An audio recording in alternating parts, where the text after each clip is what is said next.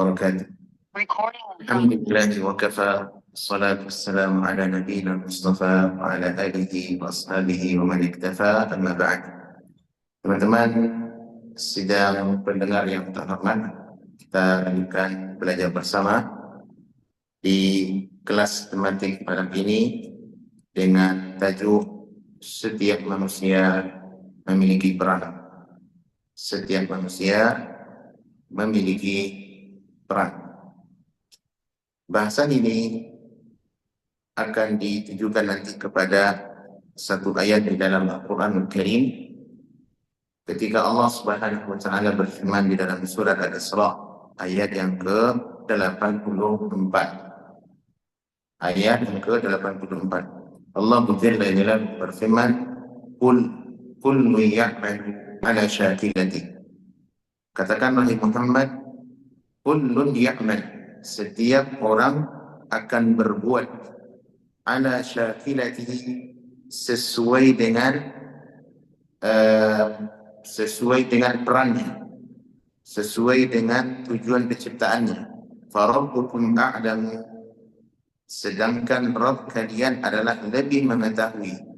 Biman huwa ahda sabila, siapa yang lebih berada di atas jalan kebenaran. Jadi tajuk kita, setiap manusia memiliki peran. Kita lebih mengacu kepada ayat di surat Al-Isra ayat yang ke-84. Setiap orang memiliki peran. Teman-teman yang terhormat, Allah Subhanahu wa Ta'ala dengan hikmahnya yang sangat luas menciptakan segala sesuatu pasti ada maksud yang dituju. Allah Subhanahu wa Ta'ala dengan hikmahnya yang maha luas, ketika dia menciptakan sesuatu pasti ada hikmah dan tujuan hebat. Jangankan berbicara tentang manusia, berbicara tentang hal-hal yang mungkin remeh-temeh menurut kita, ya, namun di baliknya ada ternyata tujuan penciptaan. Contoh, kita sering melihat begitu geli bahkan geram melihat nyamuk. Tahu nyamuk, Pak? Itu kan makhluk kecil, ya. We can say in English mosquito, mosquito. Kita kill our blood. Itu nyamuk kecil menggeramkan. Manusia berusaha untuk menciptakan alat sebagus mungkin agar safety dari gangguan nyamuk. Tapi tahu tidak teman-teman bahwasanya nyamuk yang sekecil itu ada tidak kira-kira tujuan penciptaannya? Ada tidak perannya? Apakah dia diciptakan begitu saja tanpa ada pelajaran dan hikmah di balik semua itu? Tidak. Ada tujuan terbesar. Bahkan Allah Subhanahu wa Ta'ala menyebutkan nyamuk di dalam Al-Quran. Ada tidak ayat yang bicara tentang nyamuk, Pak? Ada. Coba kita simak ayatnya. Allah berfirman di dalam surah Al-Baqarah, Inna Allah la yastahi an yadriba mathalan ma ba'udatan fama fawqaha. Sesungguhnya Allah tidak malu untuk membuat permisalan, dan itu diletakkan dalam Al-Quran. Seperti permisalan seekor nyamuk, bahkan ada yang lebih rendah daripada itu, yang lebih kecil daripada nyamuk. Apa tujuan permisalan ini, Pak? Diciptakan oleh Allah Subhanahu wa Ta'ala. Allah ingin memberikan sebuah pesan berharga. Apa pesannya, Pak? Apa pesannya? Menunjukkan bahwasanya Allah Subhanahu wa Ta'ala dialah satu-satunya pencipta terhebat. Kalau sudah faham kita pada batasan ini, maka akan lahir di dalam hati kita, tidak ada yang berhak kita sembah dan kita agungkan, kita ibadahi kecuali Allah Subhanahu wa Ta'ala. Kenapa demikian, teman-teman? Untuk seekor nyamuk terdapat pelajaran yang hebat. Apa itu? Allah yang satu-satunya pencipta. Ada yang lain. Ada tak manusia bisa menciptakan nyamuk? Walaupun berjalan waktu dan berganti generasi, dari masa ke masa terus adanya pembaharuan teknologi. Apakah ada yang bisa menciptakan nyamuk, Pak? Gak ada. Nyamuk maksudnya yang benar-benar nyamuk dengan organ tubuhnya yang sekecil itu, matanya yang sejadi itu, lincahnya selincah itu. Ada enggak? Gak ada. Yang ada tuh boneka nyamuk mungkin kayak apa namanya, robot-robot nyamuk barangkali ada. Tapi yang namanya nyamuk spesies yang Allah ciptakan tidak ada yang bisa menciptakan. Apa tujuannya, Pak? Agar manusia sadar kita itu lemah. Kita manusia memiliki keterbatasan. Makanya ditanya kepada orang-orang hebat yang hari ini mereka menemukan teknologi, kita menghargai peradaban kepada. Tetapi ketika berbicara tentang konsep penciptaan, manusia akan gagal. Mereka hanya memiliki kemampuan yang terbatas. Adapun menciptakan sebagai penciptaan Allah SWT tidak ada yang bisa. Ya, ini satu lagi nih yang terbang-terbang nih, apa namanya? Lalat. Ada enggak lalat dalam Quran, Pak? Ada enggak lalat dalam Quran? Ada. Allah memberikan permisalan dengan lalat dalam Al-Quran. Ya, kata Allah di surah Al-Hajj, ya ayuhan nas, duriba mathalun fastami'u lahu. Wahai manusia, tolonglah dengarkan. Nah, berarti kan kita oleh Allah untuk mendengarkan. Kalau lagi minta sesuatu berarti sesuatu itu ada pesan berharga yang ingin Allah sampaikan. Duriba mathalun, telah dibuat sebuah pendekatan. Satu permisalan, fastami'u lahu, maka dengarkan baik-baik, pasang kupingmu elok-elok. Allah mengatakan dengan kalimat istima', fastami'u lahu, dengarkanlah permisalan yang Allah ingin sampaikan. Allah tidak katakan fasma', karena kata sami'a dengan kata istama'a itu berbeda maknanya, Pak. Sama-sama mendengar. Cuma kata sami'a 3 huruf, adapun istama'a itu sudah bertambah 2 huruf. Sementara kaidah dalam ilmu nahwu apa? Ziyadatun fil mabna fa ziyadatun fil ma'na. Ada tambahan 1 huruf dan 1 kalimat, maka akan bertambah pula makna dan tujuannya. Gitu. Apa bedanya, Pak? Kalau sami'a dengarkan, tapi mendengar tidak perlu terlalu fokus. Itu kata mendengar. Tapi kalau istami'u, dengar tapi dengan fokus. Anggota badanmu, penglihatanmu, hatimu, jangan melayang kemana-mana. Itu, Pak.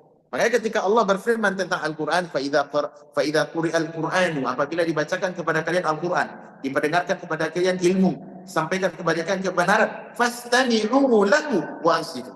Allah katakan apa? Istami'u, dengarkan baik-baik.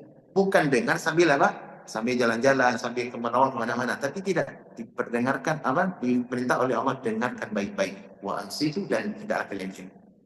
Nah, dalam ayat ini di surah An-Nas, di surat Al-Hajj, Allah juga mengatakan telah dibikin untuk kalian sebuah pendekatan, permisalan. Dengarlah baik-baik. Apa itu? Innal ladzina tad'una min dunillah. Sesungguhnya apa saja yang kalian sembah selain Allah, la yakhluqu dhubaban wa la yajtama'u.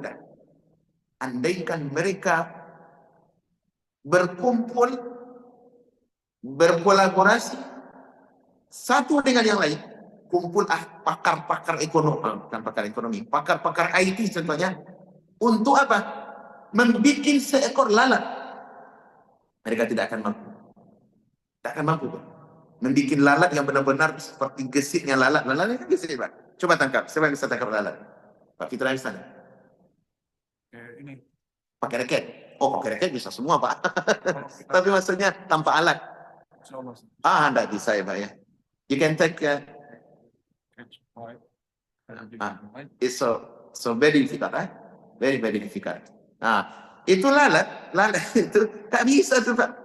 Ternyata yang kecil seperti itu ada di sekitar kita. Kita mungkin merasa risih dengan kehadiran mereka, tapi ternyata ada peran, ada tujuan yang Allah ingin sampaikan dengan penciptaan mereka. Allahu Akbar. Iya.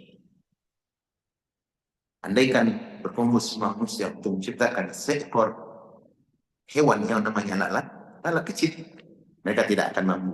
Bahkan dijelaskan Allah lebih rendah daripada itu.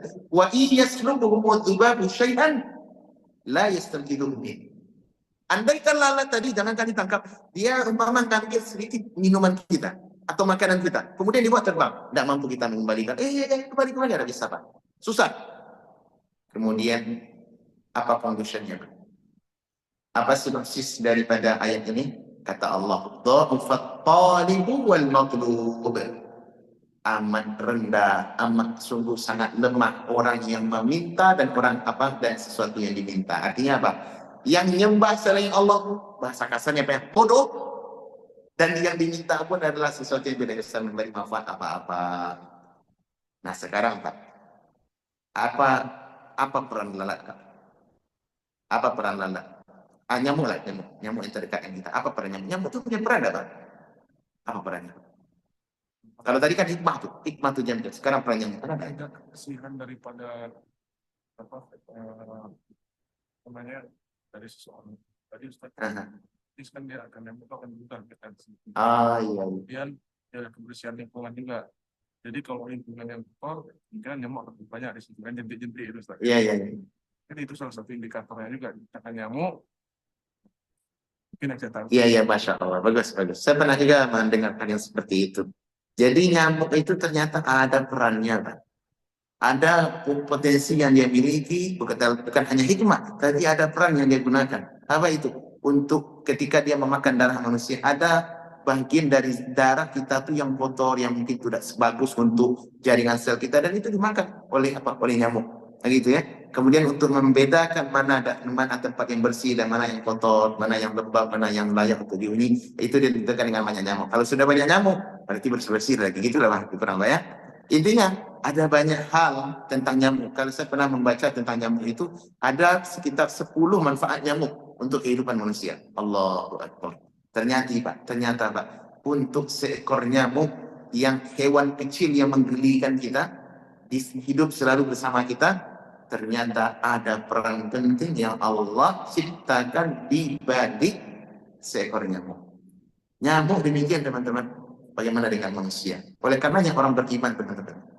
Orang beriman dan semoga Allah Azza wa Jalla memasukkan saya dan kita semua termasuk golongan orang-orang yang beriman. Apa itu? Mereka orang yang memikirkan tentang apa? Tentang kebesaran Allah. Ya, fakullu syai'in lahu ayat. Segala sesuatu yang dia lihat akan nampak di sana tanda-tanda kebesaran Allah. Bukan Allah yang nampak ya, tanda-tanda kebesaran Allah. Alam sekitar kita, lingkungan kita, semuanya mengarahkan kita untuk mentauhidkan Allah Subhanahu wa taala. Oleh karena yang orang beriman ketika melihat segala sesuatu, dia akan mengucapkan apa? Memuji Allah Subhanahu wa taala. Ya. Memuji Allah Subhanahu wa taala. Apa ucapan orang beriman? Rabbana, wahai Rabb kami, ma khalaqta hadza batila. Engkau tidak ciptakan semua ini untuk sesuatu yang sia-sia. Nah, ketika kita melihat rembulan yang tampilnya malam hari besok pagi hilang, malam hari tampil besok hilang. Apakah diciptakan untuk di perjalanan begitu saja? Tidak. Orang beriman akan mengatakan, Rabbana ma khalaqta hadza batila. Wahai Rabb kami, tidak ciptakan semua ini hanya untuk sesuatu yang tidak berguna.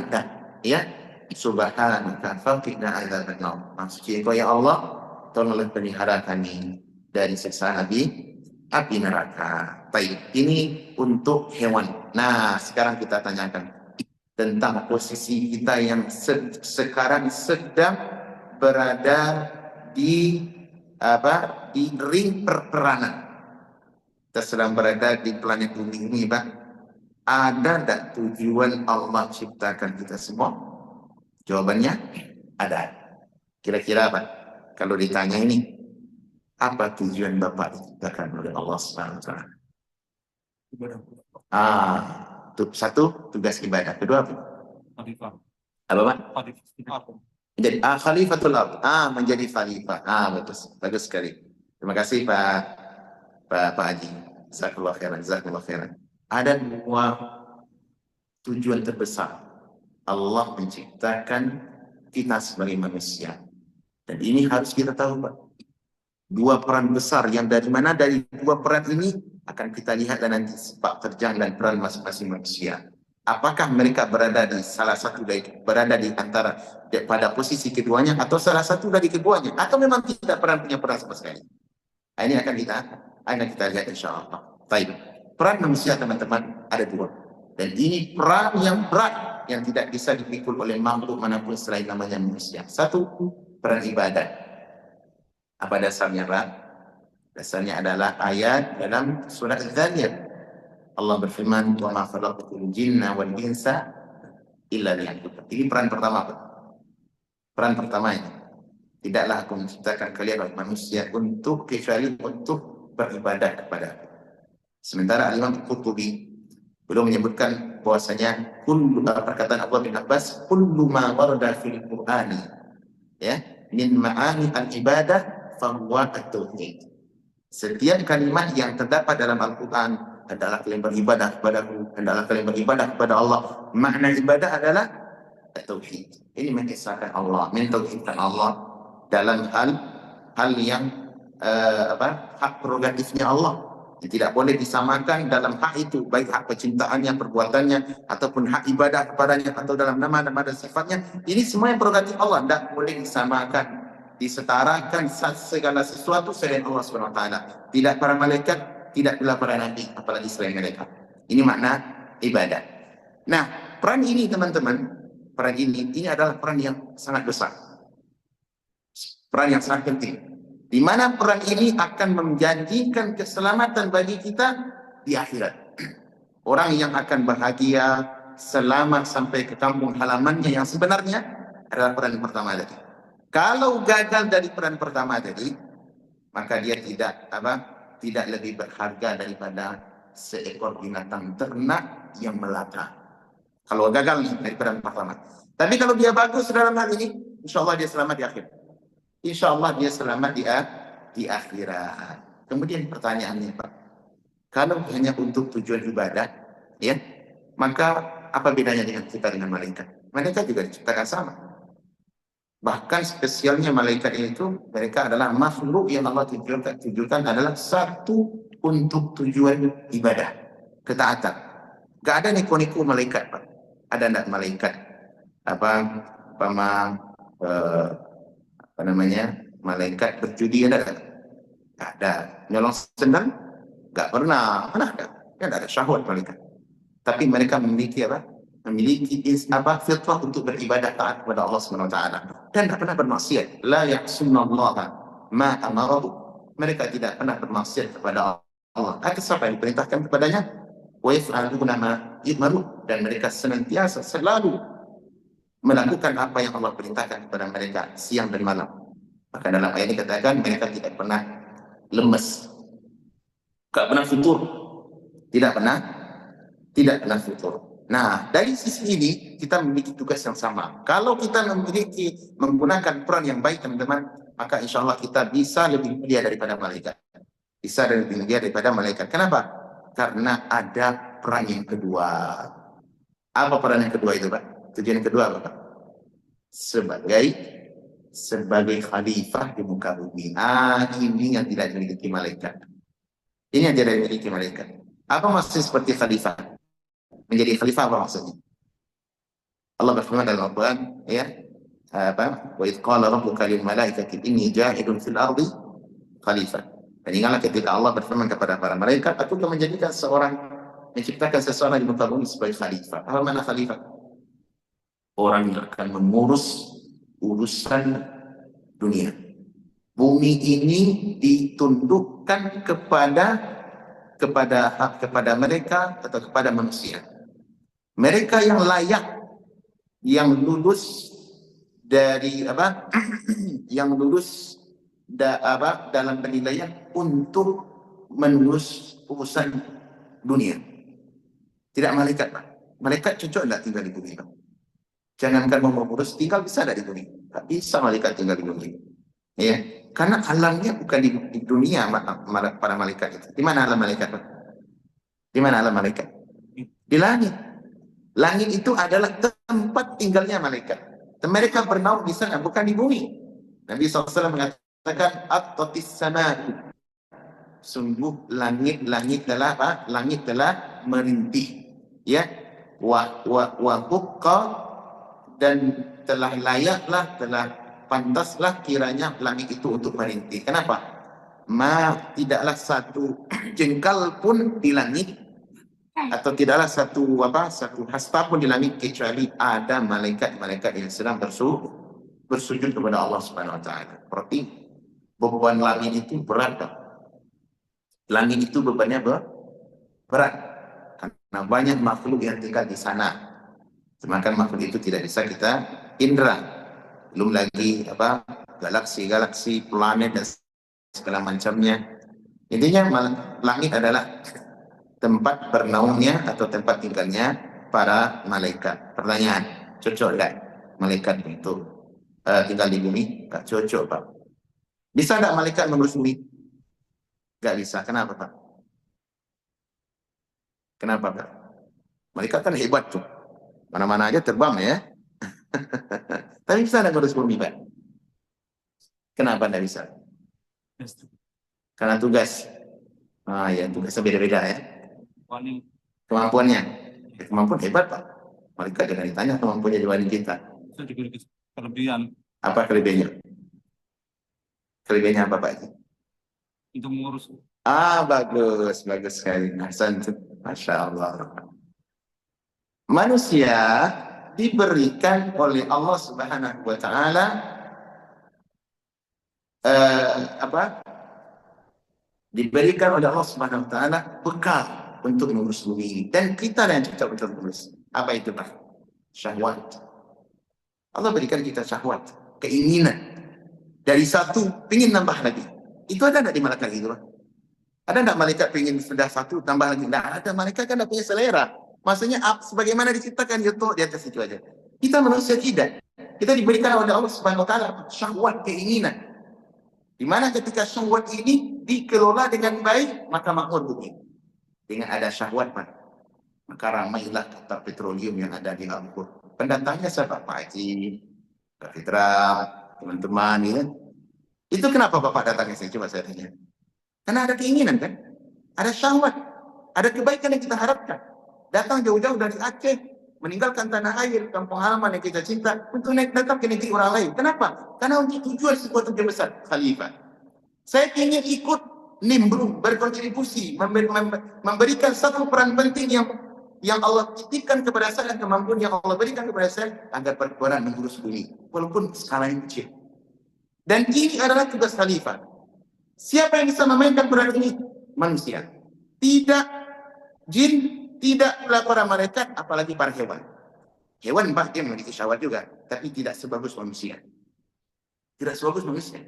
Syahwat mereka hanya di satu keadaan. Manusia punya syahwat macam-macam. Benar ada, Pak? Bahkan yang lebih parahnya lagi, ini yang di luar koridor ini, hewan pun dijadikan sebagai sasaran syahwat. Benar tidak? Naudzubillah. Itulah manusia.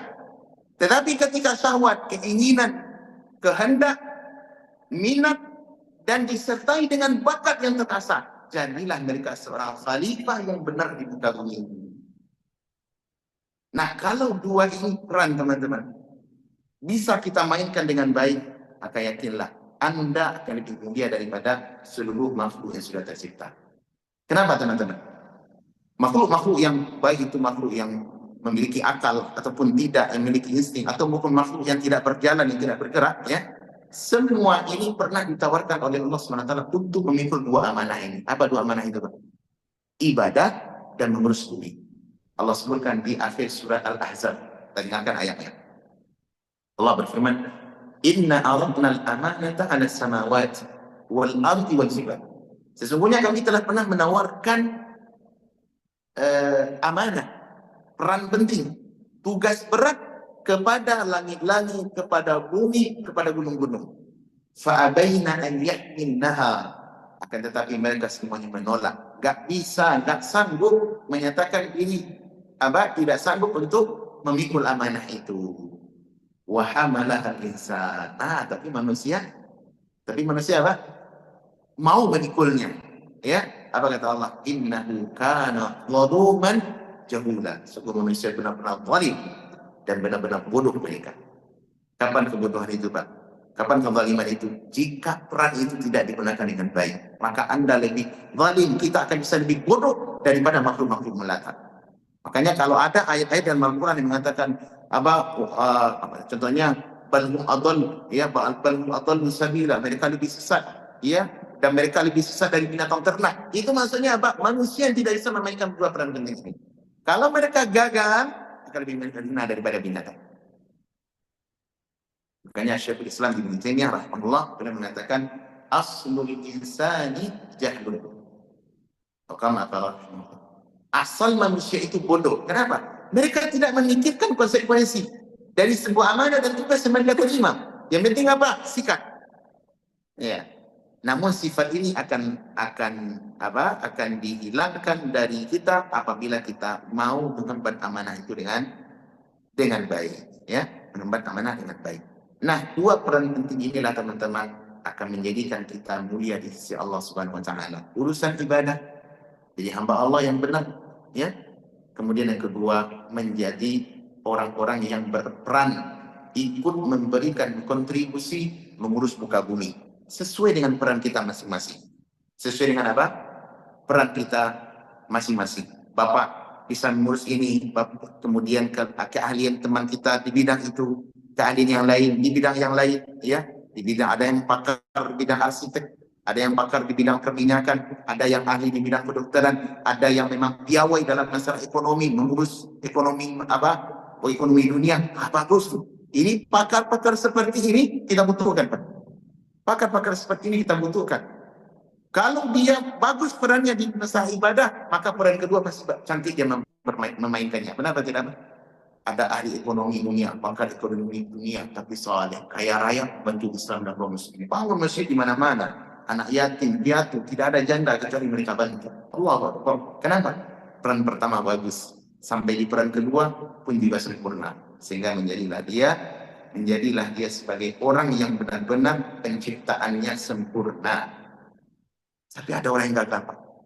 Ada orang yang gagal apa? Di bagian pertama, tidak ngerti tentang agama, tidak tahu menaruh dengan kebenaran. Tapi mungkin di bidang dunia mereka berhasil. Ini dicela oleh Allah SWT. Dicela oleh Allah SWT. Jadi kalau ada berbicara tentang orang-orang kafir yang dicela dalam Al-Quran, ya, ya'lamuna zahiran minal hayatid dunia, mereka sangat pakar, sangat ahli dalam urusan dunia, ya, wa hum bil akhirati hum ghafilun. Tapi urusan agama, urusan akhirat mereka termasuk orang yang lalai. Pakar, dicela oleh Allah SWT, pakar dunia tapi tidak mengerti agama. Tidak mengerti apa? Tidak mengerti agama. Sampai Al-Hasan Al-Basri sebenarnya dikutipkan oleh Mukathir dalam tafsir beliau. Al-Hasan Al-Basri menyebutkan tentang menafsirkan ayat ini. Kata beliau, saya pernah melihat seseorang yang pandai berdagang. Saking pandainya berdagang, Pak, dijentik sedikit daripada uang dinar atau emas, itu sudah tahu dia berapa beratnya. Cuma dijentik, tidak pakai alat, Pak. Saking pakarnya dia dengan urusan apa? Urusan perdagangan, urusan ekonomi dunia. Tapi sayangnya untuk urusan sholat, dia tidak pernah becus. Gak bagus sholatnya. Tak mengerti tentang cara sholat. Ini orang muslim loh, Pak, pakar dunia tapi tidak mengerti agama, dicela dalam agama kita. Bagaimana dengan orang kafir? Bagaimana dengan orang kafir? Dan ini versi pertama. Ada orang pakar agama, pakar dunia, bagus kekhalifahannya, mengurus ini, mengurus itu, tapi nggak becus masalah agama. Tapi juga ada orang versi yang kedua, urusan dunia bagus, tapi dia sudah meremehkan, bahkan meninggalkan dunia habis-habisan. Ini juga tidak bagus, Pak. Juga tidak bagus. Walaupun tidak tercela seperti orang kafir, ya, yang memainkan peran dunia sebegitu bagus, dunia mereka, percaturan dunia mereka pegang, tapi agama tidak ngerti apa-apa. Tapi ada yang persen kedua, orang muslim, ya, yang taat beribadah, bahkan dari masjid ke masjid, namun dunia diremehkan. Tidak mau kerja, ya, tidak mau berusaha, perdagangan ditinggalkan dengan alasan apa? Dengan alasan ke masjid, dengan alasan dakwah. Ini juga tidak bagus, Pak. Iya. Juga tidak bagus. Ada enggak orang berprinsip seperti Pak? Banyak, Pak. Banyak. Orang-orang yang berprinsip, orang muslim yang berprinsip salah. Iya. Dan ini penyakit ini lebih spesifik adanya di sebahagian saudara kita yang berpemahaman sufi, tariqah sufi.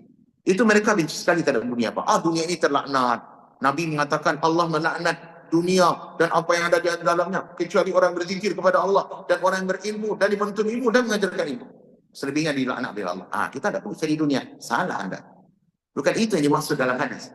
Nabi SAW mengatakan dicela dalam dunia. Baik itu ayat ataupun hadis. Semua celaan yang mengarah kepada dunia. Ketika dunia menjadi goal pertama, menjadi goal utama, dan Anda lupa kepada Al-Khaliq. Anda lupa kepada akhirat. Anda tidak tahu mana yang halal, mana yang haram. Itu baru tercela.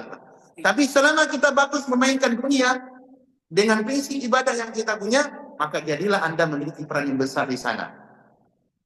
Nabi Muhammad SAW tidak ragu kita tentang orang yang paling disebut di dunia. Tapi beliau bermain tidak dalam percaturan dunia, Pak. Main beliau, bermain beliau, Pak. Beliau mengurus dunia, beliau mengurus negara, betul pemimpin tertinggi di kalangan kaum muslimin. Bahkan beliau berusaha untuk melakukan diplomasi terhadap petinggi-petinggi dunia di masa itu. Kemudian beliau juga ahli militer dunia ini, Pak. Urusan dunia yang beliau atur. Ya, beliau juga berdagang, Nabi SAW bahkan bisa pernah mengembala biri-biri atau kambing. Coba itu dunia. Nabi Daud alaihissalam raja beliau. Nabi Sulaiman raja. Iya. Kemudian juga Nabi Raja Dzulkarnain raja. Kata Nabi SAW ada 4 raja yang menguasai dunia. 2 muslim, 2 kafir. Siapa yang 2 muslim ini? 1 Dzulkarnain, 2 Sulaiman. Nabi Sulaiman. Dunia dikuasai. Dzulkarnain itu dunia dikuasai oleh bukan kisah dan terkait. Nabi Sulaiman menguasai dunia. Raja, Nabi yang soleh. Kalau urusan ibadah tidak dilakukan solehnya beliau. Tapi dunia beliau tidak lalaikan. Nabi Sulaiman alaihissalam, Dzulkarnain. Dan 2 raja yang kafir. 2 raja yang kafir. Siapa itu? 1 Namrud, yang kedua siapa? Siapa? Bukan. 1 Namrud, yang kedua siapa yang kedua? Namrud.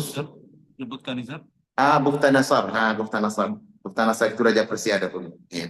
Ini 2 raja Pak yang sepak terjangnya ada sisi kesamaan, tapi yang satu mulia, yang satu tercela. Kenapa Pak? Nah, yang pertama yang mulia adalah dua peran ini digunakan, peran ibadah dan peran mengurus dunia. Sehingga dunia benar-benar tunduk kepada Allah Subhanahu wa taala. Menjadilah kalimat Allah di muka bumi tinggi dan dihargai. Liyaj'al kalimatullahi hiya ulya wa kalimatu al-kufru hiya sufla. Agar kalimat Allah menjadi tinggi di muka bumi, umat Islam menjadi izzah dan dihargai. Adapun kalimat kekufuran, kalimat kesyirikan menjadi rendah dan hina-hina di muka bumi. Semua kekufuran dibantai oleh kaum muslimin. Kenapa? Izzah. Kita memiliki peran penting dalam 2 ini. Adapun raja yang kedua juga menguasai dunia juga, tapi dicela di sisi agama, di sisi Allah SWT. Kenapa Pak? Hanya 1 peran yang dimainkan. Hanya 1 peran yang dimainkan. Oleh karena itu teman-teman, berbicara tentang setiap manusia memiliki peran, maka kita terpanggil dalam ini. Allah berfirman, kullu ya'malu ala syakilati. Katakan Muhammad kepada semua manusia, katakan wahai Rasul yang mulia kepada umat, setiap orang sedang berjalan di atas potensi peran mereka masing-masing. Nah, peran manusia itu ada 2 peran. Ada peran kebaikan dan juga ada peran keburukan. Di mana posisi saya? Di mana posisi Anda semua? Posisi kita semua? Maka perlu kita melihat. Kalau posisi posisi yang posisi yang salah, di atas jalan yang menyimpang, maka hendaklah kita kembali kepada jalan kebenaran. Ya. Ayat ini teman-teman, ayat yang dalam surah Al-Isra ini ayat yang 84 ini semakna juga dengan hadis Nabi sallallahu alaihi wasallam. Dalam Sahih Al-Bukhari, Nabi sallallahu alaihi wasallam disebutkan oleh Bukhari dalam sahih beliau dari sahabat Ali bin Abi Thalib radhiyallahu anhu. Apa kata Nabi sallallahu penuturan Ali begini. Suatu kali Nabi SAW pernah mengirimi suatu jenazah, mengantarkan jenazah ke kuburan. Fa'akhadahu dan yankutu fil ardh. Tiba-tiba beliau sembari menunggu penguburan jenazah tadi ke dalam yang lahat, maka beliau mengambil sebuah tongkat atau kayu kecil, kemudian beliau menepuk tanah dengan itu. Seakan-akan beliau sedang memikirkan sesuatu, perkara yang besar. Karena orang besar itu dia selalu memikirkan memikirkan perkara-perkara yang besar. Itu ciri-ciri orang besar gitu. Diam, tapi ada hal besar yang dia sedang diamati, yang sedang dipikirkan, yang dia mencari solusi apa penyelesaiannya. Orang besar seperti itu. Adapun orang kecil, walaupun badannya besar, dia selalu suka dengan hal-hal yang remeh-temeh, hal-hal yang tidak bermanfaat, suka dengan aib orang lain, mencari kekurangan saudara-saudara kita, suka kepo ini dan itu. Itu orang-orang rendahan itu. orang-orang lemah. Adapun orang-orang besar dia akan berpikir dengan cara apa? Cara yang besar. Kemudian setelah itu Nabi SAW bersabda sambil mikir-mikir tadi, belum bersabda apa kata dia? Ma minkum, tidaklah seorang pun di antara kalian, ya, ma minkum min ahadin, tidaklah salah seorang pun di antara kalian, illa wa qad kutiba maq'aduhu minan nar, kecuali telah dicatat jatahnya, telah dicatat perannya, apakah dia termasuk penduduk neraka au minal jannati, ataukah dia termasuk penduduk surga. Kemudian Ali bin Abi Thalib bertanya, ya Rasulullah, ya, afala nattakil, afala nattakil, kalau begitu apakah kita tidak cukup bersandar saja kepada peran yang sudah Allah takdirkan atas kita? Saya pahami, Pak? Nabi mengatakan kita tuh sudah ada porsi masing-masing yang Allah ciptakan. Apa porsi kita? Mau jadi penduduk surga atau menjadi penduduk neraka? Jalannya sudah dibukakan oleh Allah. Tabiatnya sudah diinstal oleh Allah dalam tubuh kita. Dan lingkungannya pun cocok untuk menghantarkan kita ke tujuan yang semula diciptakan. Kemudian Ali bertanya, kalau itu Rasul, untuk apa kita beramal? Itulah bahasa ringkasnya, Pak. Untuk apa kita beramal? Allah sudah ciptakan masing-masing kita. Untuk apa beramal lagi? Yang buruk biasanya kita keburukan. Ya, yang baik sudah kira. Tak perlu kita berusaha untuk capai beribadah. Ya sudah, saya kalau penduduk surga, ya penduduk surga saya. Apakah jawaban Nabi, Pak? Apa jawaban Nabi? Beliau bersabda sallallahu, ya imannya. Tidak, berperanlah kalian. Mainkan peran kalian, beramallah kalian, lakukan sesuatu yang terbaik. Fakullun muyassarun lima khuliqa lahu. Karena setiap kita akan dimudahkan oleh Allah melakukan hal-hal yang menyampaikan kita ke tujuan kita diciptakan. Kemudian belum membaca ayat dalam surat Al-Lail, fa amma man aqta wattaqa, adapun orang yang berinfak, orang yang mudah menderma hartanya di jalan Allah, ya, dan dia bertakwa, wasaddaqa bil husna, dan dia membenarkan surga, membenarkan adanya surga. Apa kata Allah? Fasanuyassiruhu lil yusra, kami akan mudahkan jalannya untuk sampai ke sana. Kemudian Allah menyebutkan tipe manusia yang kedua. Apa itu, Pak? Wa amma man bakhila wastaghna, adapun orang yang bakhil. Tahu bakhil, Pak? Apa bahasa tanah air kita? Bakhil itu apa? Pelit. Pelit. Bahasa orang Padang ceke, Pak. Tahu ceke? Kantong-kantong berjahit. Nah, gitu. Uang banyak tapi dijahit saku itu. Itu bahasa metamorfosis lah, Pak, ya, pendekatan. Saking pelitnya orang itu. Kemudian setelah itu apa? Wastaghna, dan dia merasa berkecukupan, tak butuh lagi dengan dengan orang lain, ya. Merasa merasa cukup dengan apa yang dia punya, bangga dengan apa yang dia punya. Sebagaimana Qarun, diberikan karunia oleh Allah SWT dan diminta dia untuk berinfak, memberikan zakat dari harta sebahagian kecil dari harta banyak yang dia punya. Apa katanya? Qala innama utituhu ala ilmin. Apakah mungkin saya memberikan harta saya sementara semua ini saya peroleh karena kecerdasan, IQ dan kepakaran saya dalam urusan perdagangan? Sombong tak, coba? Sombong. Nah, orang kedua ini kata Allah, bakhil, merasa cukup, kemudian wa kadzdzaba bil husna, setelah itu dia mendustakan surga. Coba, orang yang tidak membenarkan surga termasuk orang yang berdusta. Apa kata Allah? Fasanuyassiruhu lil usra, kami juga akan mudahkan dia. Tapi kemana dimudahkan? Untuk sesuatu jalan yang membayangkan, akan dimasukkan dia ke dalam neraka. Nah, sekarang teman-teman, peran kita di dunia ini, ya, Anda sadar ataupun tidak, Anda gunakan ataupun tidak, kita kenali, kita gali ataupun tidak, mau kita asah atau mau kita biarkan saja, masing-masing kita punya peran. Di mana peran kita? Lihatlah posisi kita sekarang. Saya memiliki peran, mungkin peran yang kecil. Tapi mesti saya jadikan saya memberikan mengingat dan mengevaluasi apa peran yang bisa saya berikan dalam hidup ini. Peran ibadah, kita usahakan sebagus mungkin. Sebagus mungkin terus pelajari. Kemudian kedua, peran khalifah. Apa yang bisa kita berikan? apa kontribusi yang saya bisa berikan untuk kemaslahatan agama Allah, untuk bermanfaat agar manfaat bagi kaum muslimin. Tapi di sana teman-teman juga ada orang yang berperan yang salah. Peran apa? Kesesatan. Berperan di atas kesesatan itu Pak, kebatilan itu ada peran dari sana. Peran Pak. Kenapa begitu masif kebatilan, kezaliman di muka bumi? Karena ada yang berperan di sana. Kalau tidak ada yang berperan, tidak ada kezaliman. Benar? Sekecil apapun kezaliman, apalagi dalam bentuk skala besar. Kezaliman yang besar itu biasanya terorganisir, teratur, Pak. Zionis, di mana dia bisa membantai saudara kita Sudan di Palestina? Terorganisir. Dunia yang seakan-akan mensupport mereka. Kita hanya mampu melihat, hanya mampu berdoa, mensupport dalam bentuk bantuan sosial, tapi tidak bisa kita mencegah, menghentikan mereka. Kenapa? Ujian untuk umat ini. Kita sedang diuji.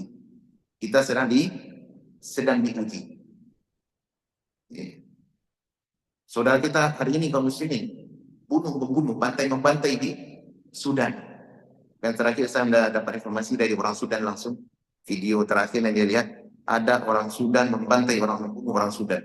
Kemudian setelah dibunuh, digorok katanya, na'udzubillah, kemudian dagingnya itu dibelah dan dimakan. Saking kejinya kezaliman yang mereka punya, terorganisir. Dan ini yang lebih menjadikan kita teman-teman kaum muslimin, orang Islam membunuh umat Islam. Coba kalau fitnah sudah terjadi, sulit untuk diangkat dan dibersihkan. Maka jangan pernah bermain dengan api. Dan itu bahayanya pemikiran Khawarij.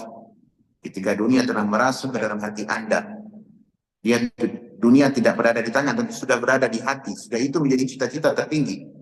Maka tidak peduli lawan atau kawan bisa jadi lawan dan sebaliknya. Alhamdulillah. Mereka punya peran apa tidak? Punya peran, Pak. Mereka punya peran. Dan peran itu akan menyampaikan mereka ke tujuan. Gitu. Nah, kezaliman kita sangat banyak tuh. Kita tidak perlu membicarakan itu terlalu panjang. Sekarang kita akan membicarakan tentang bagaimana motivasi kita mengenal peran kebaikan. Mengenal apa? Peran kebaikan. Nah, apa sih peran yang bisa kita lakukan dalam hidup ini, Pak? Ya, banyak peran. Banyak peran yang bisa kita lakukan. Satu, berperan untuk apa? Untuk agama Allah SWT. Dan ini cita-cita kita. Saya dan teman-teman semua memiliki peluang yang sama. Kita sedang berada di garis yang sama. Untuk apa? Untuk memberikan memberikan manfaat dalam rangka menolong agama Allah dan hingga bermanfaat untuk kaum muslimin. Diperintahkan tidak kita menolong agama Allah? Perintahkan. Apa dasarnya? Firman Allah dalam surat Muhammad. Allah berfirman, ya ayyuhalladzina amanu, wahai orang-orang yang beriman, wahai orang yang membenarkan Allah dan yang membenarkan Rasulullah, in tansurullaha yansurkum. Jika kalian menolong agama Allah, jika kalian menolong Allah, Allah akan tolong kalian. Wa yuthabbit aqdamakum, dan Allah akan kokohkan gerak langkah kakinya. Apakah Allah betul ditolong? Perlu tidak Allah ditolong? Apakah Allah betul ditolong? Tak butuh Allah ditolong. Tapi apa maksudnya ini? Kata para ulama tafsir, jika kalian melakukan hal-hal yang Allah ridhoi, hal-hal yang bisa bermanfaat untuk Islam dan kaum muslimin, maka Allah akan memberikan reward yang lebih hebat untuk Anda. Artinya apa? Al-jaza min jinsil amal. Balasan sesuai dengan apa? Sesuai dengan perbuatan. Dan itu pilihan kita, bukan pemaksaan. Anda mau berperan untuk agama Allah, Anda akan balasan kebaikan. Tapi ketika kita cuek, lalai, tidak mau tahu tentang agama Allah, Allah tidak akan memberikan keberkahan hidup kepada kita. Saya difahami teman-teman? Nah, menolong agama Allah dengan cara apa? Banyak hal. Saya secara mahal, saya tidak bisa jadi ustaz, bicara di podium, bicara di khutbah, bicara di depan itu, saya tidak bisa. Pertanyaan, apakah menolong agama Allah hanya dengan ceramah? Apakah harus dengan dakwah? Tidak, Pak. Dakwahnya sekelumit kecil kita bisa memberikan simpati kepada agama Allah. Ada peran-peran yang lain dengan ragam dan jalan yang berbeda. Betul apa? Menolong agama Allah. Nabi SAW ketika membina para sahabat, apakah Nabi membina seluruh sahabat menjadi ustaz? Tak. Semua para sahabat digunakan oleh Nabi sesuai apa? Peran bakat yang Allah ciptakan untuk mereka. dibina oleh Nabi untuk menjadi hamba Allah yang bagus, yang bertauhid kepada Allah, membenci dan meninggalkan segala bentuk kesyirikan. Setelah itu apa yang kedua? Digali oleh Nabi. Ini sahabat fulan ini apa bakatnya? Ini fulan apa kelebihannya? Ini fulan apa keunggulannya? Ini fulan peran apa yang bisa dimainkan untuk semuanya menuju kepada suatu arah? Apa itu? Menolong, mengokohkan dan meninggikan kalimat Allah serta izah untuk kaum muslimin di kaum ini. Lahirlah seperti apa? Zaid bin Thabit, ahli pakar bahasa. Khalid bin Walid, pakar dalam kemiliteran. Amr bin As, ahli dalam diplomasi. Mus'ab bin Umair, orang yang bagus dalam retorika dakwah dan diplomasi. Gak sampai Madinah menjadi Islam sebab jasa Mus'ab bin Umair. Bilal bin Rabah, elok dalam suara, tinggi suaranya Pak, dijadikan apa? Kaknya azan. Ubay bin Ka'ab, bagus suaranya, jadi imam. Abu Musa al-Ash'ari jadi penghafal Quran. Abdullah bin Abbas, anak muda kecil, tetapi apa? Berbakat dalam bidang hafalan, dalam bidang ilmu dan kefahman, cerdas. Agama diarahkan pada Nabi. Ali bin Abi Thalib dalam keberanian, Abu Bakar As-Siddiq dalam kejujuran, Umar bin Khattab di dalam ketegasan. Semua diperankan oleh Nabi sesuai apa? Ala syakilatihim, sesuai dengan peran yang telah Allah berikan masing-masing. Semua sahabat itu, apakah mereka mementingkan kepentingan mereka masing-masing, Pak? Oh, saya ini kan pakar militer, kata Khalid. Saya yang penting bagaimana keluarga saya nyaman, tak ada yang berani nyenggol-nyenggol. Adapun yang lain terserah. Itu Khalid, tak. Dia justru rela mengorbankan jiwa, waktu, dan usianya. Semuanya yang jalan Allah SWT. Sehingga Islam dihargai oleh di mata dunia di kala itu. Kalau urusan agama, banyak para sahabat yang pakar. Sehingga tidak berani orang menghayati agama. Ini para bagian ustaz-ustaz nih, ustaz dan dai, agar agama kita terjaga pure dan kemurniannya. Ini ahli ilmu yang berbicara. Tapi di sisi lain juga ada orang yang memberikan apa? Memberikan sumbangsi. Sahabat-sahabat yang mungkin kecil tidak didengar, tidak dikenal. Ya, seperti siapa Pak? Rabi' bin Amir. Rabi' bin Amir bukan sahabat besar. Dia bukanlah sahabat yang terkenal sebagaimana terkenalnya Abu Bakar dan Umar. Tapi siapa Rabi' bin Amir Pak? Orang pinggiran kota, orang apa? Kayak Badui gitu dah. Pinggiran dia Pak. Yang sibuk dengan mengembala kambing, sibuk dengan peternakan, sibuk dengan perkebunan. Tapi giliran dia tampil di medan laga ketika menghadapi Persia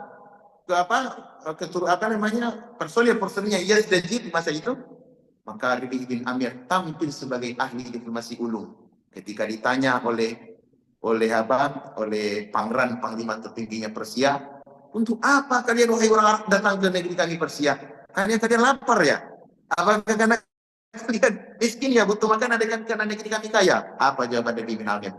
Dia datang dengan seekor keledai yang sederhana, baju tidak terlalu rapi tapi bersih, kemudian membawa sebuah tombak. Ketika dia datang sebagai ahli diplomasi ulung, disediakan permadani yang tebal. Sementara rajanya itu, panglimanya itu duduk di atas singgasana emas. Dia justru berjalan dengan cara apa Pak? Jalan, kemudian ditekuk-tekuk itu apa namanya? Permadani mewahnya itu. Coba kita diundang ke Emir ya sekarang ini Pak. Diundang ke Emir. Bawa ini, tidak usah banyak Pak. Bawa aja sepatu berpasir Pak, yang ada pada kena pasir Sahara ini. Kira-kira apa kata ajudan Pak? Pinggir kalian. Itu kan? Kenapa? Enggak layak ini. Rabi' bin Amir justru dihantam-hantamkannya. Dia tahu ini adalah permadani dari apa? Dari sutra. Di mana sutra diharamkan dalam Islam. Ini layak untuk dihancurkan, kata Rabi'. Kemudian ditanya, kalian jangan seperti itu. Lah, saya ini ada diplomasi. Saya datang diundang, saya tamu Anda, tamu negara. Dan aturan internasional yang masih itu, kalau tamu undangan, nggak boleh disakiti, mesti dihormati. Siapa yang menggal, perang. Gitu Pak. Walaupun mau berperang, saya seperti namanya, itu saya nggak boleh menggal. Kemudian ditanyalah oleh penyidik, apa tujuan kalian datang kepada kami? Apa jawabannya? Sebuah jawaban yang dicatat dengan tinta emas di tengah kaum muslimin. Sebuah jawaban yang mungkin tidak terpikir di kepala kita dari seorang sahabat yang tidak terganas. Apa jawaban Rabi' bin Amir? Katanya dengan lentang, ya, ataitukum linukhrija, ya, apa kata beliau? Ibta'athana Allah linukhrija ma linukhrija man ya'budul ibad liya'budu rabbal ibad. Kami ini datang ke sini karena Allah dari langit yang mengutus kami, memerintahkan kami untuk menyeru dan mengeluarkan orang-orang yang menyembah makhluk menuju penyembahan kepada pencipta makhluk. Allahu Akbar. Agar kami mengajak mengeluarkan kalian dari kesempitan dunia menuju lapangnya surga dan di akhirat. Agar kami mengeluarkan kalian dari kezaliman agama-agama yang ada di muka bumi menuju keadilan Islam. Coba jawaban yang sederhana, Mbak, 3 kata, 3 prinsip.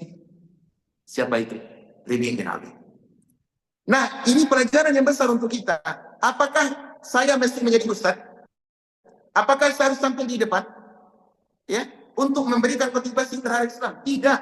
Semua umat Islam harus memiliki prinsip yang sama. Saya mesti bisa memberikan kontribusi untuk agama Allah dengan peran yang sudah Allah ciptakan pada saya. Dengan apa, Pak? Dengan kemampuan yang Allah berikan. Sekarang untuk menjadi ustaz, Pak, ceramah saja lah contohnya. Butuh enggak peran orang lain? Butuh, Pak. Saya sekarang nih ceramah. Kalau nggak ada Jafet nih, itu nggak bisa pakai apa? Pakai rekaman. Kadang kita tidak punya waktu untuk setting, harus baca buku dahulu. Nah, beliau ada, beliau yang bantu. Ya. Kemudian Abu Ikram, Pak Nazaruddin, jazakumullah khairan. Beliau yang merekod agar bisa disampaikan kepada yang lain. Yang belum sempat hadir, nanti ada waktu cek-cek. Ternyata ada faedah yang bisa kita ambil dari kajian-kajian gitu kan. Nah, siapa yang kerja itu? Teman-teman. Artinya apa? Untuk berperan terhadap agama Allah tidak harus dalam apa? Di peran ceramah, karena dakwah yang bukan ceramah saya dan dakwah itu luas, semua orang berperan sesuai dengan peran masing-masing. Ada enggak kemungkinan, Pak, seorang ahli sepak bola internasional contohnya bisa memiliki peran dakwah? Bisa, Pak, tapi tidak pada ceramah. Tidak harus ceramah, biarkan dia berdakwah di klub bolanya. Mungkin tidak, teman? Mungkin. Kalau dia sudah pakar, sudah bagus sisi yang tadi, peran ibadahnya, maka dia akan memberikan kontribusi yang hebat dalam usaha di mana Allah ciptakan dia. Coba Pak, bayangkan sekarang, kalau ada seorang muslim sekelas Ronaldo, kita tidak mencintai Ronaldo ya Pak ya.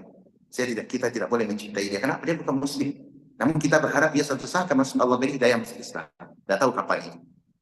Itu semuanya usaha insya Allah. Tapi coba bayangkan sebentar. Andaikan sekelas dia, ada seorang muslim, kemudian dia menyampaikan dengan followernya yang puluhan juta, ratusan juta, saya tidak tahu berapa subscribernya itu. Andaikan dia mengucapkan satu kata kebenaran, kira-kira apa? Para idol orang yang idolakannya, followersnya, itu beri pengaruh tak? Besar pengaruh itu Pak. Yang kita hari ini Ustaz mungkin berceramah 4 orang yang hadir, 10 orang yang mendengar, ya ratusan orang, ribuan orang yang kalau dia sekali sendiri, andaikan dia muslim menyampaikan satu dakwah, berapa puluhan, ratusan jutaan orang yang mengenal Islam, tidak kecil kemungkinan banyak orang berpondok Muslim. Kenapa? Peran yang dimainkan untuk mendorong agama Allah. Ada seorang tinju dunia dan namanya Muhammad Ali, misalnya ya, rahimahullah. Itu orang Muslim Pak. Sebenarnya sebetulnya lihat videonya, ketika ditawarkan untuk minum, untuk apa, untuk seks itu apa, katanya itu dilarang oleh Islam. Dan dia bangga, dengan bangga dia setelah kemenangan yang dia peroleh, dia bangga, saya Muslim. Dan dia mengatakan dengan dakwah kepada tauhid. Di mana? Di ring tinjunya, di ring lokasi tempat dia berperang. Allahu Akbar. Ada satu lagi sekarang yang masih hidup. Siapa namanya? Khabib siapa? Khabib apa? Petarung MMA apa? Gitu ya. Itu kan bagus Pak. Saya melihat tuh berapa subscriber yang banyak. Di mana dia petinju tapi memainkan perannya sebagai muslim yang elok. Ini yang kita inginkan Pak. Masing-masing kita memiliki peran. Ya. Demikian pula setiap kita. Maka jangan pernah menganggap dakwah itu harus dengan ceramah. Harus hanya ustaz saja. Tidak, masing-masing kita Pak punya kewajiban. Apa yang bisa saya sampaikan? Apa yang saya berikan untuk agama Allah? Ya. Yang kaya dengan hartanya, yang memiliki waktu dengan pertolongan moralnya, yang memiliki pemikiran dengan ide-idenya, yang memiliki memiliki keahlian, ahli di sini, ahli situ, ahli teknologi, ahli IT dengan IT. Semuanya apa? Berkontribusi untuk agama Allah. Kira-kira kalau seperti ini Pak, apa yang terjadi? Islam pasti akan kuat. Benar atau tidak? Cuma sayangnya, itu yang lemah di kita sekarang. Ada peran dunia dia pakar, tapi tidak ngerti agama. Sehingga dia hanya ya syahwatnya saja, dunianya saja. Lahirlah muslim yang apa? Muslim yang yang amburadul, muslim yang zalim. Iya. Tapi di sana juga terkadang ada orang yang ahli agama, cenderung kepada agama, kepada ibadah, tapi justru dia meninggalkan dunia. Nah, Islam tidak demikian. Nabi SAW di antara prinsip yang terbaik dalam menjadi umat, di dalam metode pendidikan adalah prinsip yang dipakai oleh Nabi SAW. Apa itu? Prinsip berbasis fitrah dan bakat. Fitrah untuk menjadi hamba Allah selamat di akhirat, adapun bakat untuk mengatur dunia. Untuk apa? Agar meninggikan kalimat tauhid. Kita disegani ada dunia dan kita menjadi predator-predator hebat. Predator-predator yang siap untuk memangsa seluruh kezaliman dan kemaksiatan. Bukan kita pakai ya Pak ya, tapi untuk kita mangsa, untuk kita hancurkan, untuk kita bersihkan bumi Allah dari apa? Dari segala bentuk kezaliman. Kenapa? Peran ini kita gunakan. Nah, gitu. Kemudian apa peran lagi yang lain Pak? Dalam pendidikan. Sekarang kita butuh pendidikan Pak. Dan kita sepakat kebodohan itu adalah musuh bersama. Sepakat ada Pak? Ada yang suka bodoh di sini? Ada Pak. Islam adalah agama yang beroposisi dengan kebodohan. Makanya banyak ayat dalam Al-Quran dan hadis dari Nabi SAW memudahkan kita untuk belajar. Pelajari ilmu-ilmu yang bermanfaat, yang bisa menyelamatkan Anda di dunia dan di akhirat. Bisa menjadikan Anda lapang dan lega di dunia, kemudian selamat sampai ke akhirat. Pelajari itu ilmu. Baik ilmu agama ataupun ilmu bermanfaat yang lain yang berbau dunia. Pelajari itu dengan bagus. Sehingga kita bisa memberikan memberikan kontribusi dalam pendidikan. Alhamdulillah sekarang ilmu sudah tersebar. Beda zaman kita dulu. Zaman-zaman 60-an, 80-an itu ilmu masih langka dulu. Coba di masa-masa setelah kita baru merdeka. Anak-anak itu dipelajari, saya lihat video itu, anak-anak belajar tidak pakai baju di bawah pohon kayu, dididik oleh seorang guru, talkinkan satu-satu huruf. Itu dulu Pak. Itu dulu, miskin. Ya, ilmu itu sedikit. Kalau ada pengajar itu sudah dianggap sebagai abdi negara, benar atau tidak? Ada pengajar satu, itu bisa digaji oleh pemerintah tuh berapa ribu rupiah masa itu. Dianggap sebagai abdi negara, orang hebat, pejuang ini. Mereka adalah apa nama istilahnya yang tanpa jasa itu? Pejuang-pejuang tanpa jasa apa? Ya guru apa istilahnya? Ya itu yang apa istilahnya? Bagus tuh, istilah-istilah untuk guru. Kenapa? Karena pendidikan sedikit di masa itu. Dan alhamdulillah hari ini pendidikan terbuka. Oleh karenanya kita bisa memberikan peran penting di sana. Oleh karenanya semua kita yang memiliki peluang Allah bukakan sesuai dengan peran masing-masing, maka evaluasilah. Kalau di atas keburukan, pindah, move on kepada kebaikan. Kalau sudah Anda di atas kebaikan, maka perlu diperbaiki kualitasnya. Kemudian setelah itu apa? Diperbaiki kuantitasnya. Perbanyak. Saya bisa menahan saham kebaikan di sini. Di sini saya juga bisa. Dan semua itu adalah Anda seakan-akan menanam kebaikan-kebaikan yang siap dipanen ketika kita setelah tiada nanti. Iya. Berapa banyak kebaikan itu yang bisa kita panen? Karena Allah SWT tidak mungkin meninggalkan sesuatu, kita melakukan suatu kebaikan dibiarkan tidak. Saya rasa sedikit pun Allah akan nampakkan nanti. Bagaimana kalau itu diawali dengan niat yang besar, niat yang ikhlas? Karena Allah SWT itu dan amanah, kemudian menjadi berbuah dia. Pendidikan yang diawali dengan sesuatu yang kecil, kemudian tentunya menjadi peradaban besar.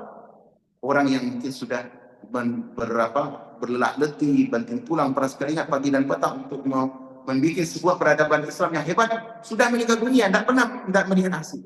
Tapi mereka justru tetap meraih buahnya. Nabi SAW ketika Persia dan Romawi itu, Nabi masih hidup apa tidak? Sudah meninggal dunia benar. Sudah meninggal dunia. Kejayaan Islam, banyak harta-harta rampasan perang dipilih oleh kaum muslimin. Persia lumpuh itu Pak, itu kan harta emas utamanya banyaknya. Tapi Nabi masih hidup, tidak hidup Nabi sudah meninggal dunia. Maka dari itu kita memulai kebaikan, memainkan peran sesuai dengan kemampuan masing-masing dan jangan pernah merasa kecil hati. Jangan pernah merasa remeh karena setiap kita berperan di bidang dan posisi yang telah Allah tetapkan. Allah Ta'ala alam, semoga bermanfaat untuk kita semua. Ada apa? Ada pertanyaan? Baik. Semoga bisa dipahami. Baji ada pertanyaan?